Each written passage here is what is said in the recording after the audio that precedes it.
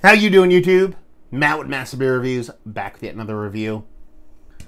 Big ol' IPA time in the form of Other Half Brewing in Mikkeller. It's their collab of all royal everything. Other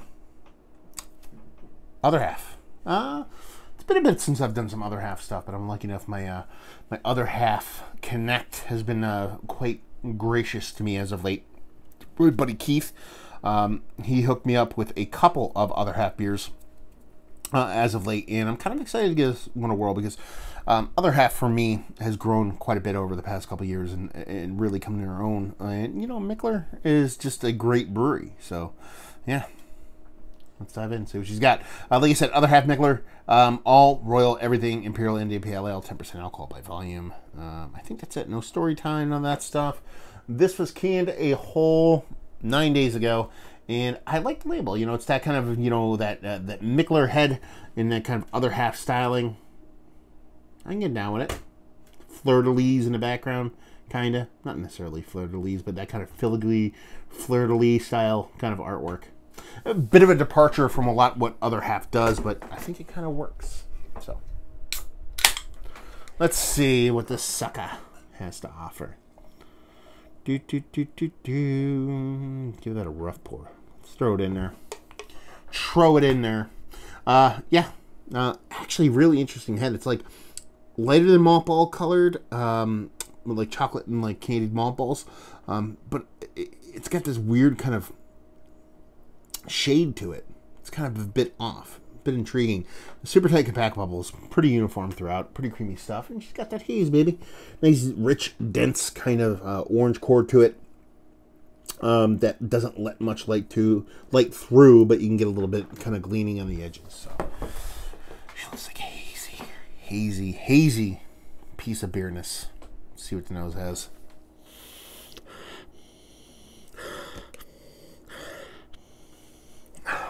Yeah, you're getting that kind of bittering portion of the show that I love so much. You're getting a bit of that dank green. You're getting, and the green is across the spectrum. Weedy, weed smoking, weed pulling, tomato stalkiness. You're getting a nice sweetness in there. It's getting off, coming close to a bit candied, but not too much. So it's not overly sweet, but it's a nice big sweetness to it. And the fruit portion of the show definitely comes off in the tropical realm, but under ripened, not overly like kind of like where that kind of fruit gets fermented and it becomes like a super juice. It's a bit more kind of a bit below that, lacking a bit of oomph. So that tropical fruit portion of the show is definitely smaller than those other pieces, but might not be there in the taste. It might be bigger, might be smaller. Who knows?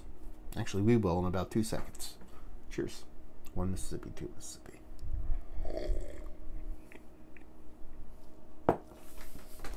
Okay. Okie doke. Wow, that's a gigantic beer. Wow, that's hair on fire, Spinal Tap dialed to 11 shit right there. I dig it in that sense.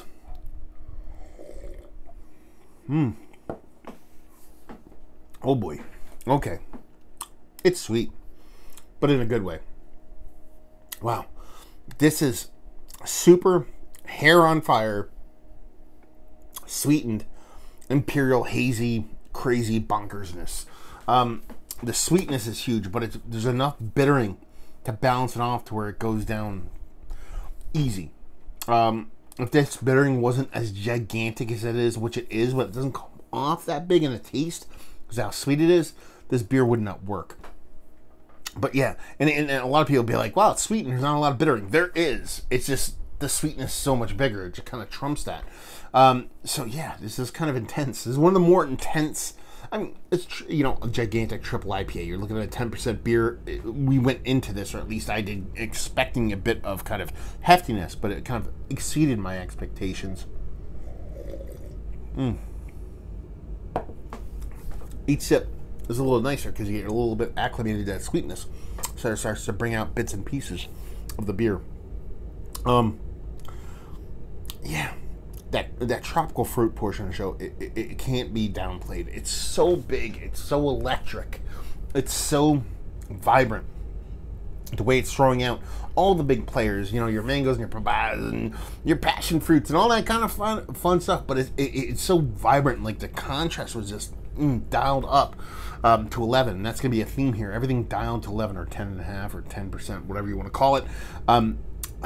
That haziness, the dankiness, I should say, is there in spades. And like I said, it's multiple portions of the show. You're getting that kind of tomato stockiness, weed smoking, weed pullingness, and it's big, and you get it, and it kind of sticks around. It lingers like the sweetness does. So there's a balance even after you swallow the beer, to where you get a sweetness, a big sweetness, and a big bitterness.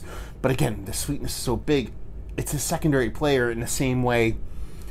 You know, Kobe was a secondary player to Shaq. There's just gigantic, huge personalities that just are epically all-time, some of the greatest players in the history of basketball, kind of thing. To where it's like, okay, you're the Batman and you're Robin, but the Robin is really close to the fucking Batman. That's how big and how vibrant it is.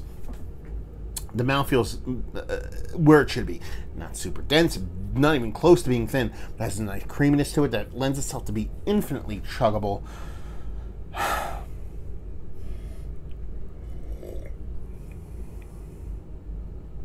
This is the most dangerous beer in the history of mankind. I've talked about dangerous beers. This is roofing in the glass. You're going to be in trouble. Shit's going to go sideways. Maybe in an awesome way, maybe in a horrible way, but you're going to make some fucking memories, and it's not going to fucking suck. Unless, you know, you go to jail or some really horrible things happens. Anyway, yeah, this is 2x4 to the face. This is, again, Hair on Fire. This is Roller Coaster. This is Autobahn at 120 miles per hour. Fucking hazy IPA-ness. You like that when I say IPA-ness, don't you?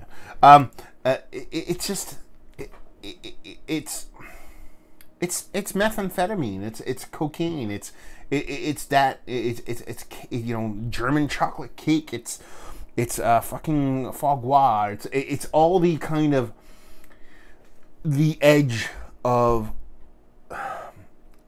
delectable. Like when you take the flavors of the things you love, the taste you love, the highs you love, those things, and you tweak them and push them to the nth degree. That's where this is. So this is kind of like that end of the spectrum for the hazy IPA, at least for me. I think it's a fantastic beer in what it's doing, in the way it's doing it, because it's not apologetic. It's just owning the style, and at the same time just being like, let's just get fucking batshit crazy and just give everybody what they want. This is like an overdose on the IPA realm, the hazy IPA realm. This is almost a beer where you drink it and you go, okay, I'm not drinking any more of these for a day or two. I'm gonna stick to fucking stouts and other shit, because I'm gonna have to fucking let my body acclimate after I drink this. I actually am doing 3 beer reviews tonight. This is the second one. I feel bad for the third one. Such is life. I'm still gonna do it, but anyway, let's wrap this up. Is it one of the better Imperial Triple big huge IPAs I've had as of late? Yes. Is it one of my, how do I place this? How do I put this? Is one of the more cozy ones, one that I'm gonna like snuggle up on and rub and be like, man, I love this beer. This beer is fantastic. I can drink this all the time. No, it's not that beer. This is the one where it's like, you know, the girl or the guy that you dated, you know, that was wrong for you, but you still dated, and then, you know, you go out and have a good time, and then she go wild, and you wake up in the morning with bruises, but in a good way.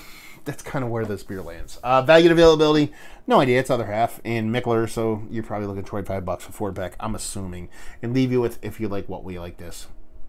If you like hate sex, and that's a positive thing, not a negative thing. If you like being out of control, but not ending up dead, and if you like just super sweet, juicy haze bombs, but you want to take it to another level. I dig this beer. I like this beer in the same way I like visceralness.